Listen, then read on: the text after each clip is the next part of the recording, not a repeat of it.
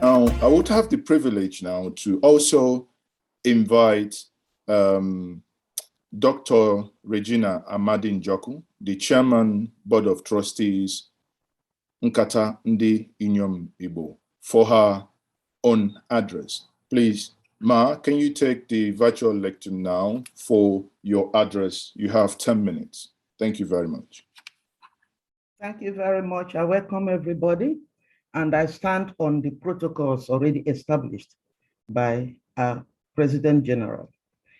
The topic of today, enhancing women participation and gender partnership in governance and development, is a global Herculean challenge, and even more Herculean in Africa, that is struggling with imported gender governance and development paradigms.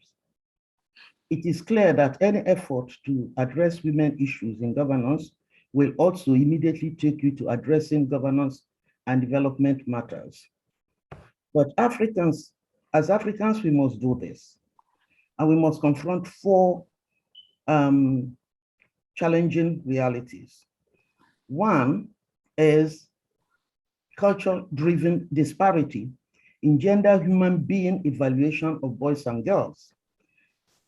Men and women, that produces a gender human being gap, which in turn generates all gender gaps in governance and development. Gender gaps in rights, gender gaps in leadership, all gender gaps are really driven by culture. Africans will have to look at this, and the whole world too.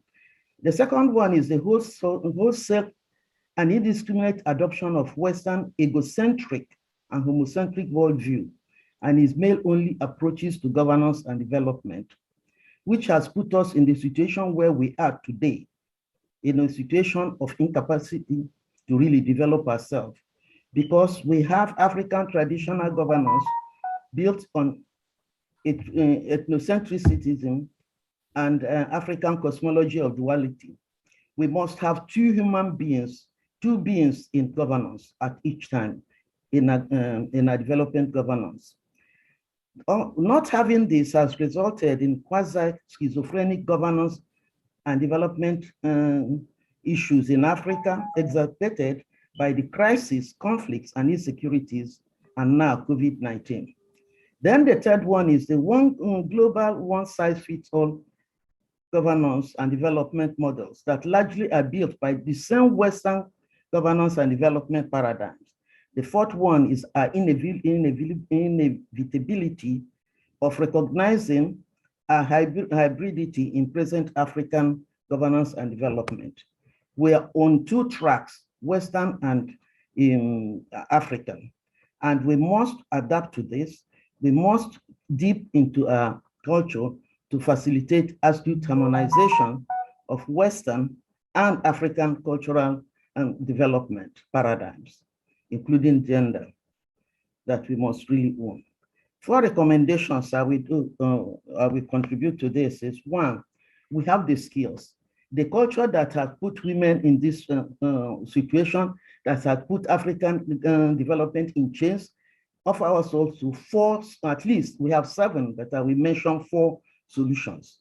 One is Ubuntu philosophy and worldview anchored in collective weism, we, Anye, Gogowa in Yoruba and other languages, and the cosmology of duality.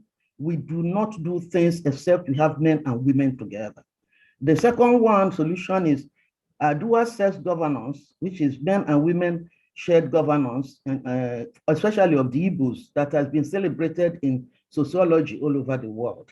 The third one is an intergenerational partnership, as we are here today celebrating. We are using it, our grandparents have used it. The beginning of the event showed how it has worked for us, and we have to go back to it. Finally, the intergenerational life cycle, age group, EBIRI system, that we have always used in socialization, education, skills development within the framework of ethics and values. Now, these solutions are sorely needed now in Nigeria. We are really mired in crisis, conflict, and insecurities that we must address, all of us, men and women. And Nkata Women Association, aware of these issues, have made partner and dialogue, as PG has said, especially with the men, a central strategy for contributing to gender responsive and inclusive governance, especially in the East and in Nigeria.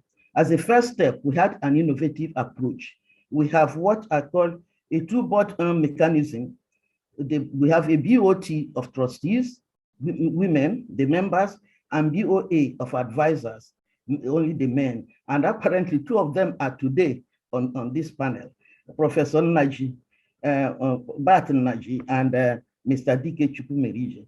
Before I conclude, I must really thank Senator Beribe for joining us today in this Nkata, and I also must invite him to share the outcomes of this event with his peers, on whom rests the huge responsibility of cropping legislatures, especially female candidates, through party politics and electoral processes, and mentoring the female novices in the art of legislation.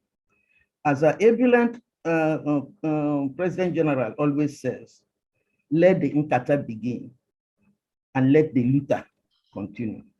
Thank you very much for listening. Thank you very much for that wonderful